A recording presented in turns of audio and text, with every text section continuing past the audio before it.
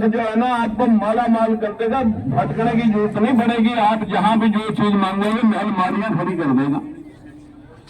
अब उसने वो बाबे ने लालच में आएगा वो शंख ले लिया, वो शंखी उसको दे दी और फिर दोपहर के जब खाने का टाइम हुआ उसने जो है ना उसकी पूजा अर्चना करके मांगा, उससे भाई 100 रुपए दे दे खाना खाऊंगा।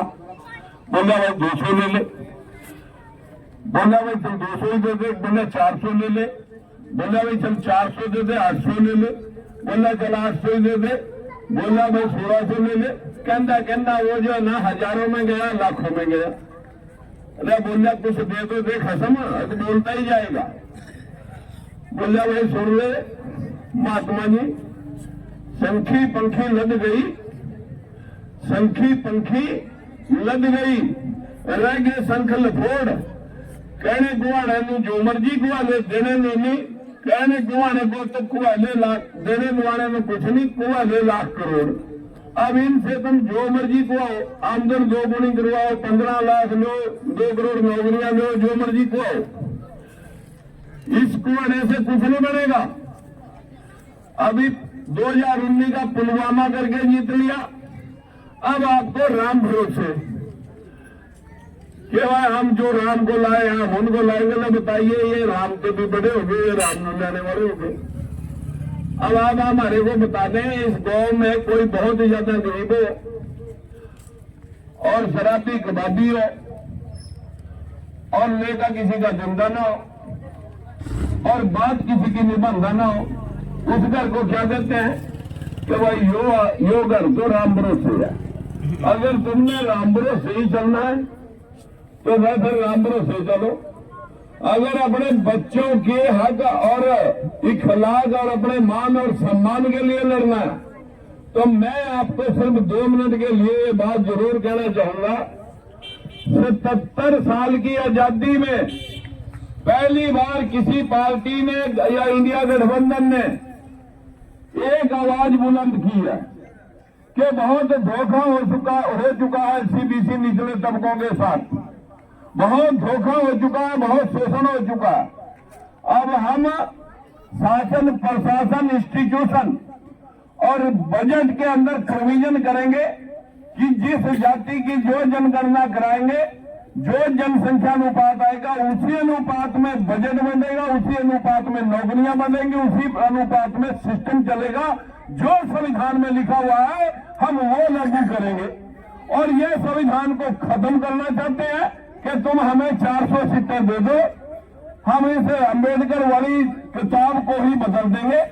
वो चाहते हैं तुम्हें नीचे बैठाना, वो चाहते हैं आपको उसी दशा में ले जाना जो महात्मा ज्योतिबा फुले ने आपको शिक्षा का संदेश दे करके आज हम कुर्सी पर बैठने लायक हुए, नफे नुकसान को समझने के काबिल हुए। वही पोजीशन बाबा साहब भीमराव अम्बेडकर ने संविधान में लिखी, लेकिन देश में संविधान लागू हुआ कहां? संविधान तो साथियों अभी तक लागू नहीं हुआ, लोग उसको बदलने के लिए तैयार बैठे हैं। और ये चाहते हैं कि जिस प्रकार चाइना में, रशिया में, कोरिया में, इधर ईरान, इराक, दुबई जहां कहीं इलेक्शन नहीं होते, सिर्फ रजवाड़ा सही चलती है, ये वही पोजीशन चाह रहे हैं कि अगर तीसरी बार तुमने इनको सीटें दे दी 400 और इनकी सरकार बनवा दी तो ये कहेंगे कि क्या जरूरत है बार बार चुनावों पर पैसे बर्बाद करने की, जब हर बार आप हमारे को ही समर्थन दे रहे हो और 400 सीटें दे रहे हो तो क्यों देश का धन खराब करना है? कोई जरूरत नहीं है चुनाव की। आप हमारे हो, हम आपके हैं, बस लगे रहो मुन्ना भाई, आप काम करो, रोटी खाओ। आपकी ड्यूटी काम करने की होगी, आपकी ड्यूटी हिस्से बंटवाने की नहीं होगी। और ये एक कन्फर्म बात है कि आपके पास 10 साल पहले एक फकीर आया बनके कि मैं फकीर हूं, मेरा आगे पीछे कोई परिवार नहीं, जो भी करूंगा देश के लिए करूंगा, आप सब मेरा परिवार होंगे।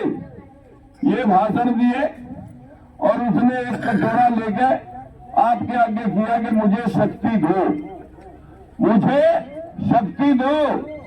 आपने अपनी वोट, अपना मत उसके कटोरे में डाल दिया और आहिस्ता आहिस्ता उसने शक्ति हासिल करके इस संविधान को कैप्चर और कब्जे में कर लिया और वो कटोरा तुम्हारे हाथ में दे दिया कि अब भीख तुम मांगो, मैंने तेरी 30-40 साल पहले मांग ली, फिर तुम्हारी बारियां मांगनी। अगर भीख मंगे बनना है तो इस दुनिया का रिवाज है। अंग्रेजों के राज में कभी सूर्यास्त नहीं हुआ।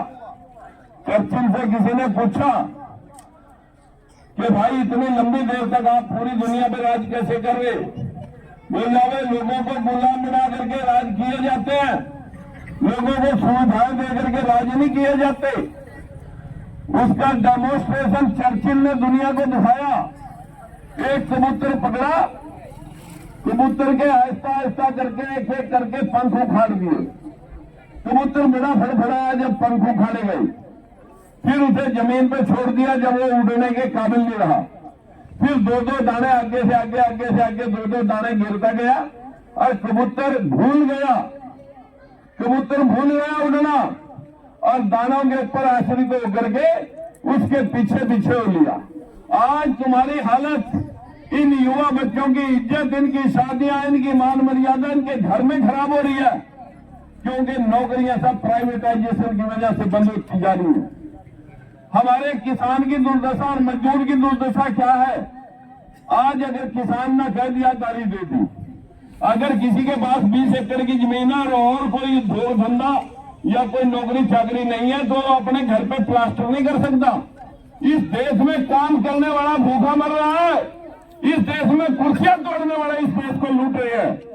अगर आप समझते हैं कि देश को बदलाव की जरूरत है और ये लफोड़ संखों को हटाना है तो ये लफोड़ संख हटाने पड़ेंगे। मित्रों, मेरी आपसे हम आज बाकी बातें करेंगे। हम 12 तारीख को सैनिक समाज के सैनिक भवन में, क्या आप आएंगे कि नहीं आएंगे?